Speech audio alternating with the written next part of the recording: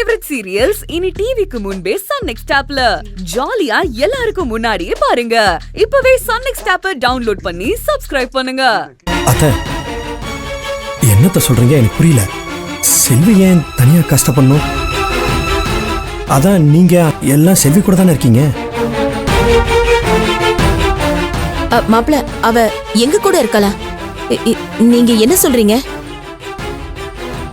அப்போ செல்வி எங்க இருக்கான்னு உங்களுக்கு வேலை?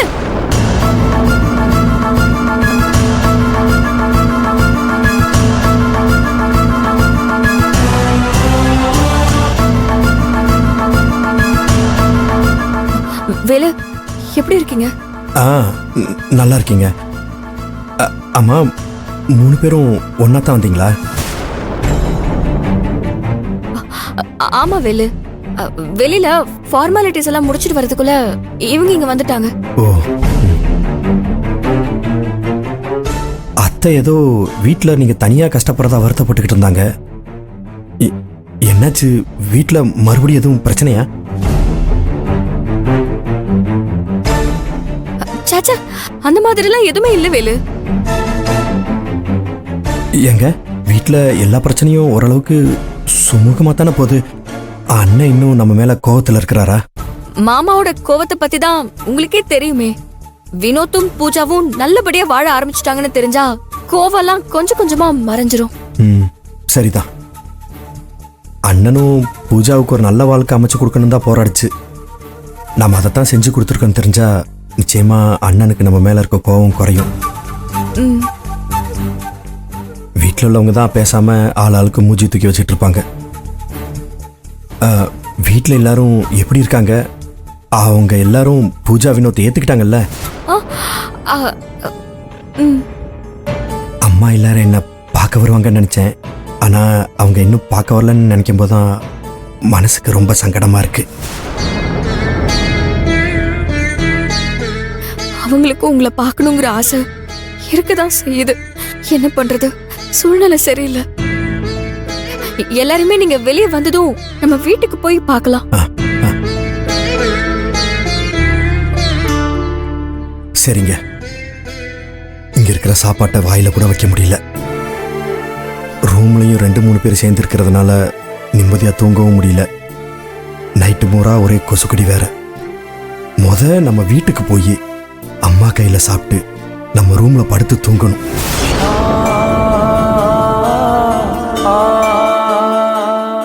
என்ன மன்னிச்சிருங்க வேலு. என்னங்க நீங்க எதுக்குங்க மன்னிப்பு கேக்குறீங்க? நீங்க என்ன பண்ணீங்க? சீக்கிரம் உங்களை நான் இங்க இருந்து கூட்டிட்டு போயிருவேன்.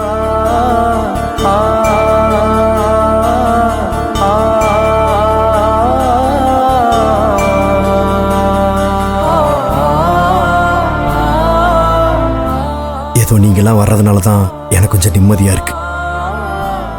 அண்ணனும் வீட்டில் இருக்கவங்களும் கோவத்துல உங்களையும் பூஜாவையும் ஏத்துக்காம போயிடுவாங்களோன்னு நான் பயத்திலேயே இருந்தேன். எங்க நம்ம மேல இருக்க கோவம்லாம் முழுசா போயிருச்சா? அக்கா அம்மா எல்லாம் என்ன சொல்றாங்க?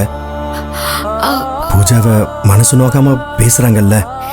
அவங்க எல்லாருக்குமே நம்ம மேல இருந்த கோவம் போயிருச்சு வேலு. பூஜா வினோத்தையும் முழுசா ஏத்துக்கிட்டாங்க. எங்களை நினைச்சு நீங்க ஒன்னும் கவலைப்பட வேண்டாம். எனக்கு இப்ப இருக்கிற ஒரே கவலை உங்களை பத்தி மட்டும்தான். நீங்க எப்போ வெளியே வருவீங்களோ அப்போதான் எனக்கு முழு நிம்மதி. எனக்கு இருக்கிற ஒரே ஒரு கவலை உங்களை நினைச்சுதாங்க.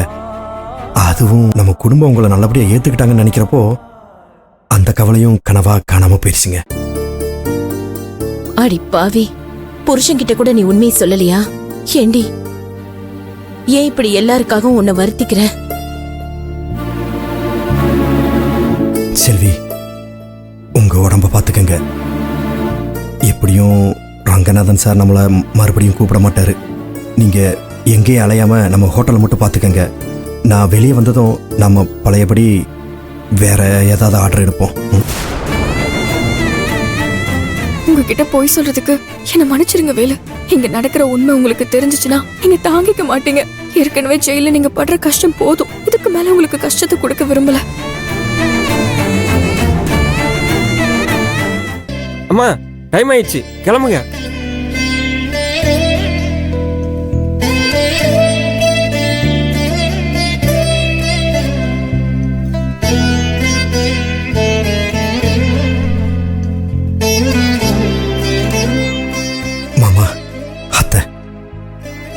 நீங்கள் நல்லா பார்த்துக்கங்க.